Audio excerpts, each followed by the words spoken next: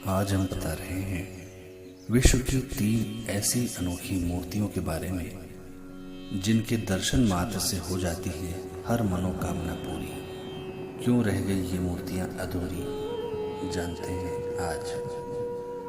ईश्वर को निराकार ब्रह्म भी कहा जाता है, लेकिन उसके निराकार रूप को कोई नहीं देख सकता।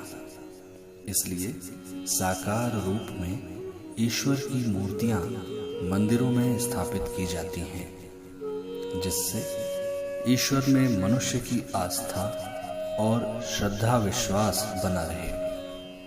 आपने सुना होगा या देखा होगा कि प्रत्येक मंदिरों में सभी भगवानों की मूर्तियां पूर्ण आकार लिए हुए स्थापित होती हैं, लेकिन एक मंदिर ऐसा भी है जिसमें सदियों से विराजमान भगवान की मूर्ति आज भी अधूरी ही स्थापित है।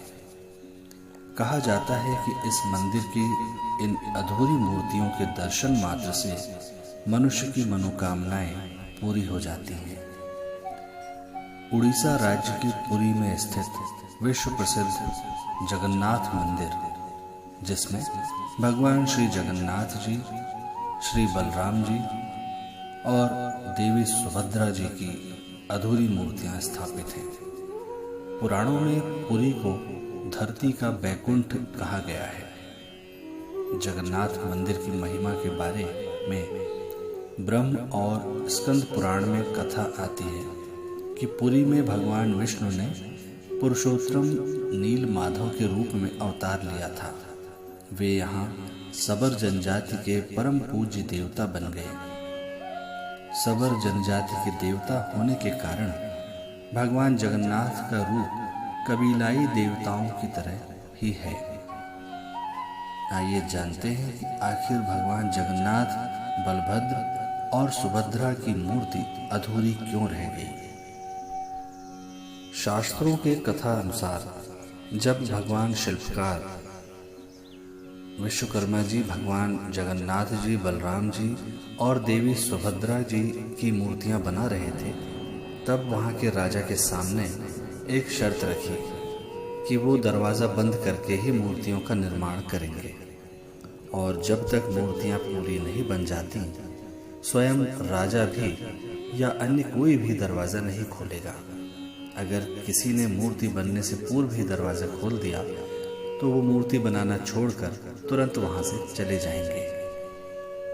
एक दिन बंद दरवाजे के अंदर मूर्ति निर्माण का काम हो रहा है या नहीं, ये जानने के लिए राजा रोज दरवाजे के बाहर खड़े होकर मूर्ति बनने की आवाज को सुना करते थे।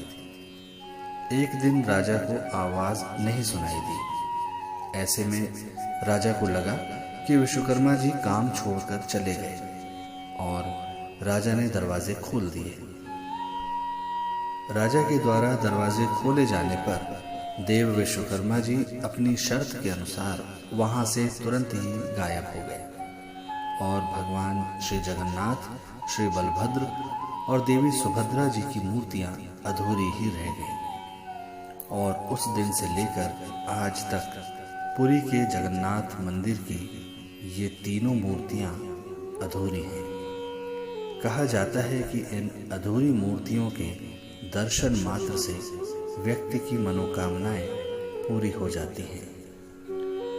तो ये था पुरी के जगन्नाथ मंदिर की अधूरी मूर्तियों का रहस्य।